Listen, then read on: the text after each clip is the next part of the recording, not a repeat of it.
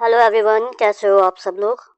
तो आज हम करने वाले हैं इंस्पेक्टिंग ऑफिसर का क्वेश्चन पेपर जो हुआ था 8 जुलाई 2025 को। मुझे एक स्टूडेंट ने मैसेज किया था कि मैं ये इसका क्वेश्चन पेपर सॉल्व करवा दूं। तो चलो अब हम स्टार्ट करते हैं। इसमें सिर्फ मैं लेबर लॉ वाला पार्ट करवाऊंगी, पूरा पेपर नहीं करवाऊंगी। तो डायरेक्ट लेबर लॉ वाले पार्ट से हम स्टार्ट करेंगे, ठीक है। अब देखते हैं हमारा question number 1। According to Section 17A of the Employee Compensation Act, what is an employer required to do immediately upon the employment of an employee? ये कह रहा है कि एम्प्लॉय कंपनसेशन एक्ट के सेक्शन 17A के अकॉर्डिंग एम्प्लॉयर को क्या करना चाहिए।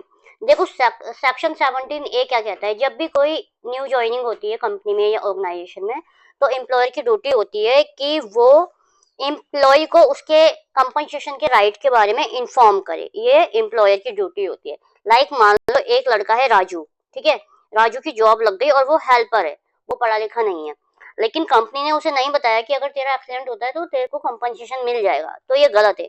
तो सेक्शन 17A यही बताता है कि एम्प्लॉयर की रिस्पॉन्सिबिलिटी है कि वो एम्प्लॉय को उसके राइट्स कंपनसेशन के रिगार्डिंग इंफॉर्म कर दे, ठीक है। आई होप आपको ये क्वेश्चन क्लियर होगा। अब देखते हैं हम question number 2। Question number 2, under the child and adolescent act, adolescent means a person. Adolescent person कौन होता है? तो एडोलसेंट पर्सन वो होता है ऑप्शन के अकॉर्डिंग 14 ईयर ऑफ एज, ठीक है, वो कहलाता है आपका एडोलसेंट। आपको मुझे कमेंट करना है कि चाइल्ड और एडल्ट की एज कितनी कितनी बताई गई है, इससे आपका ही रिवीजन होगा और आपको रिकॉल भी रहेगा। अब देखते हैं हमारा next question. Question number 3, who appoint any person to be a chief inspector in addition to power confirmed as a chief inspector under factory act exercise the power of an inspector throughout the state। तो ये कह रहा है factory act में जो chief inspector appoint किया जाता है वो किसके थ्रू किया जाता है, ठीक है। देखो फैक्ट्री एक्ट में आप एक चीज याद रखना, फैक्ट्री एक्ट में जितने भी काम किए गए मोस्टली वो किए गए स्टेट गवर्नमेंट के थ्रू, ठीक है। तो इसका आंसर होगा स्टेट गवर्नमेंट। अब हम देखते हैं हमारा next question, question number 4। As per Minimum Wage Act, employee mean any person who is employed for hire or reward to do dash work। Minimum wage के अकॉर्डिंग एम्प्लॉय कौन होता है, मतलब क्या मतलब होता है? तो उसका होता है हायर्ड और अनस्किल्ड, ठीक है। ये कहलाएगा आपका एम्प्लॉय मीन्स जो हायर्ड और अनस्किल्ड है और जो काम कर रहा है हायर और रिवॉर्ड के लिए, मतलब सैलरी के लिए, ठीक है। चलो as per minimum wage act के अकॉर्डिंग मैंने आपको बताया है। अब देखते हैं हमारा नेक्स्ट क्वेश्चन। नेक्स्ट क्वेश्चन क्या कहता है, क्वेश्चन नंबर 5, 4 या 5, हाँ क्वेश्चन नंबर 5। चलो, according to the definition provided under working journalist and other newspaper service and miscellaneous provision act, what does the term tribunal refer in relation to working journalist. अब ये क्या कह रहा है कि इसमें ट्रिब्यूनल का मीनिंग क्या होता है। जो हमारा एक्ट होता है working journalist and other newspaper, ये वाला जो एक्ट है ये किन लोगों के लिए होता है? ये उन लोगों के लिए होता है जो न्यूज़पेपर एजेंसी में काम करते हैं। तो देखो इसमें जो ट्रिब्यूनल का मीनिंग होता है ना, देखो अगर मामला वर्किंग जर्नलिस्ट का है, जैसे आपका हो गया रिपोर्टर, ठीक है, रिपोर्टर हो गया, है ना, सब एडिटर हो गया, सब एडिटर हो गया। अगर उससे रिलेटेड कोई डिस्प्यूट है, उससे कोई रिलेटेड मामला है, तो उसके लिए ट्रिब्यूनल का मतलब क्या है? उसके लिए ट्रिब्यूनल किस सेक्शन में आएगा? वो आएगा अंडर सेक्शन 13AA के अकॉर्डिंग, ठीक है। लेकिन यानी कि वर्किंग जर्नलिस्ट के मैटर कहाँ सुने जाएंगे? ट्रिब्यूनल में सुने जाएंगे। कौन से सेक्शन के अंडर? 13AA के अकॉर्डिंग। लेकिन अगर नॉन जर्नलिस्ट एम्प्लॉय है, नॉन जर्नलिस्ट एम्प्लॉय मान लो आप, जैसे मान लो न्यूज़पेपर एजेंसी में आपका क्लैरिकल स्टाफ हो गया, क्लैरिकल स्टाफ हो गया, ठीक है, क्लैरिकल स्टाफ, आपका पियोन हो गया, अकाउंटेंट हो गया, मतलब जो मतलब एडिटर नहीं है, ठीक है। तो उनका जो मैटर होगा वो कहाँ जाएगा? वो भी ट्रिब्यूनल में ही जाएगा, लेकिन किस सेक्शन के according? According to section 13AA। तो ये इंपॉर्टेंट पॉइंट है, ये आपको याद रखना है। ठीक है, अब देखते हैं हमारा नेक्स्ट क्वेश्चन, क्वेश्चन नंबर 6। ठीक है, what is the time frame with an employer must file an appeal against an order of registering officer under the BOCW, building and other construction worker. ये कह रहा है कि अगर रजिस्टरिंग ऑफिसर के against appeal करनी है, ठीक है, तो एम्प्लॉयर कितने टाइम में कर सकता है? तो वो कर सकता है with in 30 days from the order is communicated, जब ऑर्डर कम्युनिकेटेड हुआ है उसके 30 दिन के अंदर अंदर। आई होप आपको ये क्वेश्चन भी क्लियर होगा। अब देखते हैं हमारा नेक्स्ट क्वेश्चन। नेक्स्ट क्वेश्चन क्या कहता है, according to section 4 of the minimum wage act, any minimum rate of wage fixed by the appropriate government is respect to scheduled employment may constitute which of the following। देखो section 4 क्या क्या क्या कहता है minimum wage का। Section 4 साफ साफ बताता है कि मिनिमम वेज को फिक्स करते टाइम गवर्नमेंट किस स्ट्रक्चर को अपनाती है। ठीक है, एक तो बेसिक रेट ऑफ वेज लेती है, वो बेसिक रेट ऑफ वेज तो लेगी। ठीक है, यानी कि मजदूरों की मूल मजदूरी मतलब बेसिक अमाउंट। दूसरा वो लेती है कॉस्ट ऑफ लिविंग इंडेक्स। क्या लेती है? कॉस्ट ऑफ लिविंग इंडेक्स लेती है।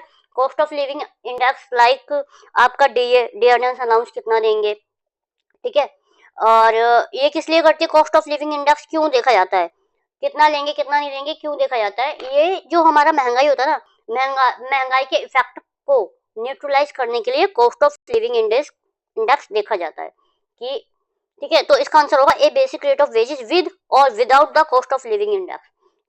ये डिपेंड करता है शहरों के ऊपर कि कौन से शहर में पोस्टिंग हो रही है, उसी के according cost of living allowance decide होता है। ठीक है, और ऑप्शन नंबर 2 देखो, सरप्लस, बेसिक वेज में सरप्लस का कोई मीनिंग नहीं तो इसलिए गलत है। ठीक है, और ऑप्शन नंबर 3 क्या कहता है, बेसिक पे विद परमिशेबल डिडक्शन वेज का हिस्सा नहीं होते इसलिए वेजेस में से काट, ये भी नहीं होगा। ठीक है, और grade pay with housing allowances, grade pay और हाउसिंग HRA का कोई जिक्र मिनिमम वेज में है ही नहीं तो इसलिए ये भी गलत है। तो सही आंसर होगा ऑप्शन नंबर ए। अब देखते हैं हमारा नेक्स्ट क्वेश्चन। नेक्स्ट क्वेश्चन क्या कहता है, question number 8, under the labour law exemption from furnishing return and maintaining register by certain establishment act, the term establishment include among other factory, workshop or any place where employee are employed, work is given out to worker in any schedule which the applies। तो इसमें ये क्या कह रहा है कि ये कह रहा है labour law exemption for furnishing return और maintaining register by certain act में एस्टेब्लिशमेंट शब्द में फैक्ट्री, वर्कशॉप या कोई ऐसा स्थान शामिल है जो जहाँ एम्प्लॉय काम करता हो या पैसे शेड्यूल में दिए जाते हो। तो वो कौन सा है? तो वो किस में आता है? वो आता है मिनिमम वेज एक्ट में। ठीक है, देखो इसमें मैं आपको कुछ बताती हूँ। इस एक्ट का ऑब्जेक्टिव क्या होता है? इस एक्ट का ऑब्जेक्टिव होता है कि कुछ एस्टेब्लिशमेंट को रिटर्न फर्निश और रजिस्टर मेंटेन करने होते हैं। ठीक है, तो इस एक्ट के अनुसार एस्टेब्लिशमेंट का अर्थ क्या है? कोई फैक्ट्री, ये इसका मीनिंग है। वर्कशॉप ये है जहाँ पर कोई एम्प्लॉय काम कर रहा हो, ये भी है। यहाँ शेड्यूल एम्प्लॉयमेंट हो, ये भी हो। और जहाँ पर मिनिमम वेज अप्लाई होता हो। तो इसलिए आई होप आपको अब ये क्लियर होगा। ठीक है, चलो अब देखते हैं हमारा next question, question number 9। Question number 9 क्या कहता है, under section 42 of the building and other construction worker, state government appointed gazetted officer to the dash inspection of building and construction। देखो building and other construction worker में section 42 के according state government एक gazetted officer को appoint करती है। उसका designation क्या होता है ये पूछा गया है। डायरेक्टर का होता है, इंस्पेक्टर का होता है, एरिया मैनेजर, चीफ इंस्पेक्टर। यहाँ पे स्टेट की बात की गई है तो इसलिए इसका आंसर होगा चीफ इंस्पेक्टर। अगर यहाँ पे सेंट्रल की बात की जाती तो इसका आंसर होता है आपका डायरेक्टर। ठीक है, आई होप आप ये दोनों पॉइंट ध्यान रखोगे। चलो अब देखते हैं हमारा नेक्स्ट क्वेश्चन। अगर आपको लेक्चर अच्छा लगता है तो चैनल को लाइक शेयर सब्सक्राइब करना मत भूलना। मैं आज इसका डिसिप्लिन मतलब 20 क्वेश्चन करवाऊंगी, फिर इसके टोटल 100 क्वेश्चन है, तो इसके मैं पार्ट्स में आपको पूरा ये करवा दूंगी। क्वेश्चन नंबर 10 देखते हैं। क्वेश्चन नंबर 10 क्या कहता है?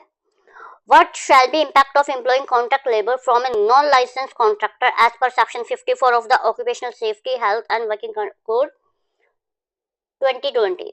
देखो, ऑक्यूपेशनल सेफ्टी हेल्थ और वर्किंग कंडीशन 2020 के सेक्शन 54 के अकॉर्डिंग किसी नॉन लाइसेंस कॉन्ट्रैक्टर के माध्यम से अगर कॉन्ट्रैक्टर लेबर को एम्प्लॉय किया जा रहा है, ठीक है, तो उसका कानूनी इम्पैक्ट क्या होगा? एम्प्लॉयमेंट इलीगल होगा या such employment shall be deem in contravention of the provision of this code. देखो, सेक्शन 54 क्या कहता है? ओशो का, मतलब इसे मैं ओशो बोल रही हूँ, ठीक है, ऑक्यूपेशनल। देखो, सेक्शन 54 कहता है यदि कोई contractor without license contract labour को एम्प्लॉय करता है, तो ऐसा एम्प्लॉयमेंट अपने आप इलीगल घोषित नहीं किया जा सकता, बल्कि उसने कोड के प्रोविजन का उल्लंघन किया है, ठीक है, और यही कानूनी मान्यता है कि नियमों का पालन नहीं हुआ है तो ये कॉन्ट्रवेंशन है। आई होप आपको क्लियर होगा। अब देखते हैं हमारा next question, question number 11। Question number 11 देखते हैं। क्वेश्चन नंबर 11 में क्या है? As per the labour law exemption furnishing return and maintaining register by certain establishment act 1988, if a schedule act does not define the term employer, who can be considered the employer? तो ये कहता है कि labour law exemption from furnishing return maintaining वाला जो act है, उसमें यदि कोई शेड्यूल एक्ट में कोई भी शेड्यूल एक्ट है वहां पे एम्प्लॉयर डिफाइन नहीं है, तो एम्प्लॉयर किसको बोलेंगे? ठीक है, तो इसमें एम्प्लॉयर उसको बोलेंगे the person required to furnish return. ठीक है,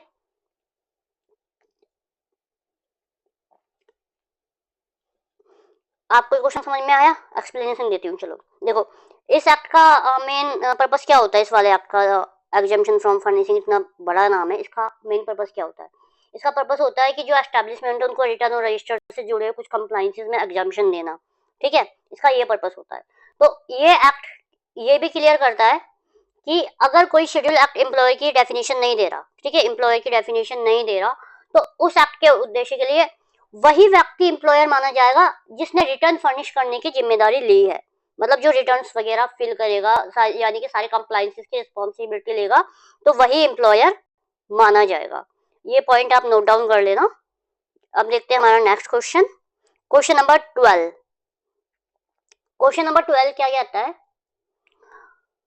When did the duty of employer to maintain, register and document become effective according to equal remuneration? Equal remuneration act के अनुसार एम्प्लॉयर की रजिस्टर और डॉक्यूमेंट मेंटेन करने की ड्यूटी कब effective हुई? कब हुई? जब से एक्ट स्टार्ट हुआ, from the commencement of the act. इससे इजी क्वेश्चन नहीं हो सकता। ठीक है, अब देखते हैं हमारा next question, question number 13। As per the preamble of payment of gratuity, payment of gratuity का प्रेम्बल है, वो क्या कहता है? ये किस पे अप्लाई होना चाहिए? तो वो कहता है ये every factory, mine, oil field, plantation, port और रेलवे कंपनी सब पर अप्लाई होना चाहिए। अब देखते हैं हमारा next question, question number 14। Under the code on social security 2020 completed year, social security code के अकॉर्डिंग कंप्लीटेड ईयर कौन सा माना जाता है? वो माना जाता है कंटिन्यूअस सर्विस। अगर आपने 12 मंथ तक काम किया है तो वो आपका कंटिन्यूअस सर्विस माना जाएगा। ठीक है, अब देखते हैं हमारा next question, question number 15। What is the minimum day of work required to be done in an accounting year eligible for bonus under the wages of code? wages of code के under bonus लेने के लिए कौन eligible माना जाएगा? तो वो माना जाता है जिसने 30 दिन अकाउंटिंग ईयर में काम किया है। 30 days of work in an accounting year, ये इसका करेक्ट आंसर है। अब देखते हैं हमारा नेक्स्ट क्वेश्चन। ठीक है, next question, question number 16। Question number 16 क्या कहता है हमारा? Question number 16, as per section 10 of the Payment of Wages Act, what is the maximum amount that can be deduct employee wages from damage or loss? देखो payment of ways के section 10 के according अगर कोई employ से कोई loss हो गया या डैमेज हो गया तो कितना अमाउंट रिकवर किया जा सकता है, मतलब कितना अमाउंट उसके सैलरी में से डिडक्ट किया जा सकता है। तो वो किया जाएगा the exact amount of damage loss cause to the employer, जितना लॉस हुआ है, जितना लॉस हुआ है ना उतना ही अमाउंट रिकवर करना है। ठीक है, और आपको मुझे ये बताना है कि अमाउंट जो रिकवर किया जाता है वन टाइम बेसिस पे किया जाता है या इंस्टॉलमेंट पे किया जाता है और कितने टाइम पीरियड पे किया जाता है, और नहीं पता हो तो कमेंट कर देना, मैं आपको रिप्लाई कर दूंगी। ठीक है, अब देखते हैं हमारा क्वेश्चन नंबर 17। ये बहुत अच्छा क्वेश्चन है, इंपॉर्टेंट क्वेश्चन है, केस लॉ है। ठीक है, which of the following case discuss the constitutional validity of the contract labour act 1970? निम्न में से किस केस में कॉन्ट्रैक्ट लेबर रेगुलेशन और एबोलिशन एक्ट कॉन्स्टिट्यूशनल वैलिडिटी की बात करता है? तो ये बात करता है Gammon India versus union of India, ये वाला केस। अब देखो इस केस का बैकग्राउंड मैं आपको बता देती हूँ। जो थी ना गैमन इंडिया लिमिटेड कंपनी क्या थी, ये एक कंस्ट्रक्शन कंपनी थी। तो इन्होंने बोला था कि कॉन्ट्रैक्ट लेबर एक्ट एम्प्लॉयर पे बहुत ज्यादा बर्डन डालता है, मतलब कॉन्ट्रैक्ट लेबर एक्ट एम्प्लॉयर पे बहुत ज्यादा बर्डन डालता है, और गवर्नमेंट को कहा था कि कॉन्ट्रैक्ट लेबर अबॉलिश करने की बहुत पावर देता है। तो इसलिए और इसकी कॉन्स्टिट्यूशनल वैलिडिटी को चेंज किया गया था। तो कोर्ट ने क्या कहा था, कोर्ट ने कहा था कि जो कॉन्ट्रैक्ट लेबर एक्ट है ना वो पूरी तरह से कॉन्स्टिट्यूशनली वैलिड है, और ये एक लेबर वेलफेयर लेजिस्लेशन है, और ये रीजनेबल रिस्ट्रिक्शन लगाता है, और वो स्टेट का राइट है। इसमें कौन से आर्टिकल आते हैं, article 14 and 19(1)(g). Question number 18, what does the fundamental rights against exploitation as per constitution of India mean? तो ये कहता है कॉन्स्टिट्यूशन ऑफ इंडिया के अकॉर्डिंग फंडामेंटल राइट एक्सप्लॉइटेशन का क्या अर्थ है। तो इसमें ये देखो, इसका अर्थ है traffic in human being and begar other similar force of labour are provided. एक कौन से सेक्शन में आता है आर्टिकल, मतलब कौन से आर्टिकल में आता है, तो ये आता है 23 एंड 24 में आता है। ठीक है, अब ये क्या कहता है, ह्यूमन ट्रैफिकिंग क्या होता है, मतलब मानव तस्करी, और बेगार बिना मजदूरी के जबरन काम करवाना।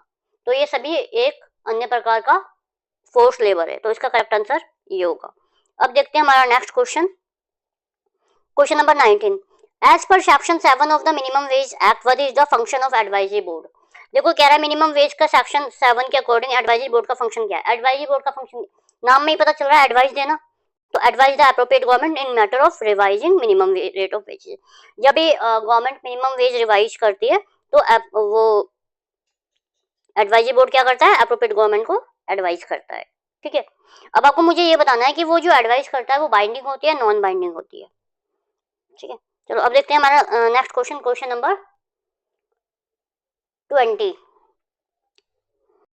Under section 31 what does effect an agreement और standing order if provide less favourable benefit than those specified in the contract regulation act? ये कह रहा है कि सेक्शन 3 सब क्लोज 1 के अकॉर्डिंग यदि कोई एग्रीमेंट या स्टैंडिंग ऑर्डर, कोई भी एग्रीमेंट है कंपनी का या स्टैंडिंग ऑर्डर है, वो कॉन्ट्रैक्ट लेबर एक्ट में दिए गए लाभों की तुलना में कम लाभ प्रभाव करता है, तो क्या प्रभाव होगा, उसका क्या इफेक्ट होगा। मतलब कि एक कंपनी है, वहां पे उसके ऑलरेडी अपने एग्रीमेंट है और स्टैंडिंग ऑर्डर है, और वहां पे कॉन्ट्रैक्ट लेबर एक्ट लगाना है, लेकिन वो कॉन्ट्रैक्ट लेबर एक्ट में जो बेनिफिट दिए गए ना उनसे कम बेनिफिट देता है, तो उसका क्या इफेक्ट होगा। डेफिनेटली जो इसका आंसर होगा benefit provided by the contract labour act take precedence. कम प्रॉफिट दे रहा है ना उनकी कंपनी का, तो यहाँ पे कॉन्ट्रैक्ट लेबर एक्ट एप्लीकेबल हो जाएगा, ये इसका आंसर है। ठीक है, अब ये मैंने आपको करवा दिए हैं, पूरे 20 क्वेश्चन करवा दिए हैं, और इसके ये लेंदी हो जाएगा अगर मैं अभी रिकॉर्ड करूंगी। तो डिसिप्लिन 1 मैंने पूरा करवा दिया है आपका। ठीक है, डिसिप्लिन 2 मैं नेक्स्ट वीडियो में एज सुन एज पॉसिबल ले आऊंगी, और ये वाला इंस्पेक्टिंग ऑफिसर का ये पेपर मैं आपको पूरा करवा दूंगी। अगर आपको लेक्चर अच्छा लगता है तो वीडियो को लाइक शेयर सब्सक्राइब करना मत भूलना। Bye bye guys, thank you.